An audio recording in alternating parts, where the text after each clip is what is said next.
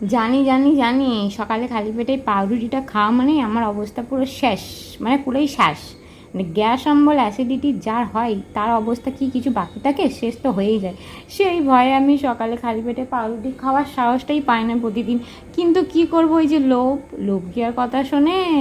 মনের খিদে, হ্যাঁ সেই জন্যে জানি গ্যাস অম্বল অ্যাসিডিটি মানে সব কিছু ঘিরে ধরবে একই অবশ্য সব জিনিসগুলো, তাও আমি সাহস করে খেয়েই নিয়েছিলাম বাটার টোস্ট। এটা আমার বলতে পারো ভীষণ একটা পছন্দের জলখাবার। তোমরা যদি জিজ্ঞেস করো সব থেকে প্রিয় জলখাবার, আমি এক কথায় বাটার টোস্ট বলে দিই। ছোটো থেকে আমার এটা ভীষণ পছন্দ। আর দুপুরে রান্নাটা যা হয়েছিল তোমরা দেখলেই বলবে ওরে বাপরে, গরমে কে ভাই এত তেল মশলা খায়? আমার বাড়িতে আমার বরের জন্য করতে হয়, তার আবার চিকেনে মাটনে তেল মশলা ছাড়া চলে না।